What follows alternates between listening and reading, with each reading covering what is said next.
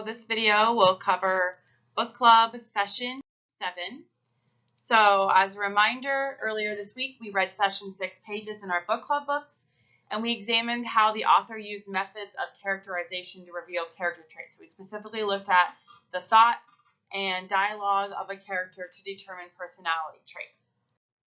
So today we are going to use conflict to identify the protagonist and the antagonist in your story. We're going to read session 7 pages and complete the session 7 Google question.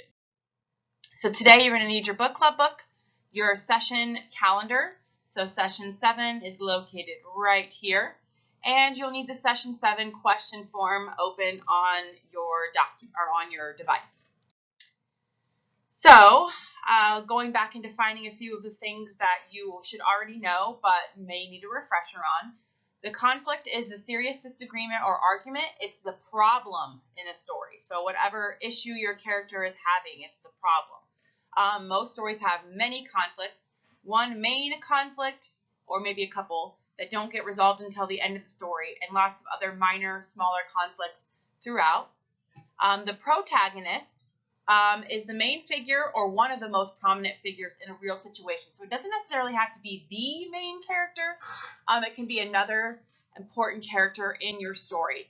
But the protagonist is an advocate, which means they stand up for people's rights or their own rights, or a champion of a particular cause or idea. So they don't necessarily have to be the main character, but they are seen as being the good guy in the story, the person who's trying to solve the problem, the person who's trying to fix what's going wrong in your story. And then we have the antagonist. The antagonist is a person who actively opposes or is hostile, which means they're going against and they're seeking out your character or the protagonist to someone or something. They're seen as the adversary or the bad guy, the person who is causing the problems or making the problems continue on as they are. So when you are looking at this, you're going to think of a few things. When you're trying to figure out what the conflict is, you try to decide if the conflict is with another person in the story. It could be a group of people.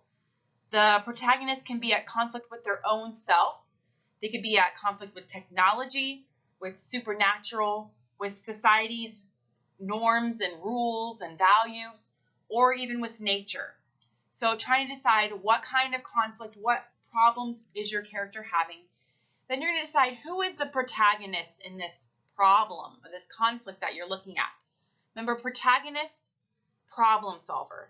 Protagonist is the person trying to solve the problem. And then you're looking at who is the antagonist. Remember, the antagonist is antagonizing the protagonist. So think about it, you have little brothers or sisters, or maybe you're an only child and you don't have anybody to antagonize you, or you have older siblings that can antagonize you.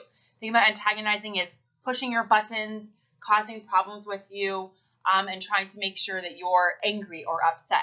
So this antagonist could also be a what. In the case of a society or a nature, or supernatural, or technology, the antagonist doesn't necessarily have to be a person. It can be a thing. Or the character themselves can be both the protagonist and the antagonist. So they can be trying to solve their problem, but they can also be getting in their own way of solving their problem. So reminder, as you read your session pages, you're going to look for the conflict. So what is the problem your character is facing? And you're going to determine who the protagonist is and who the antagonist is. And you're going to explain. So who's the protagonist and how are they trying to solve the problem? And who or what is the antagonist?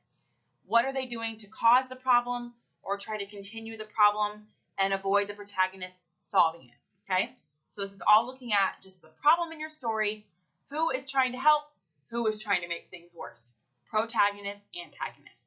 Okay, so make sure you fill out your session 7 Google question. If you have any questions, go ahead and feel free to email me or leave a comment, private or class, on the assignment in Google Classroom. As always, I hope you have a great day.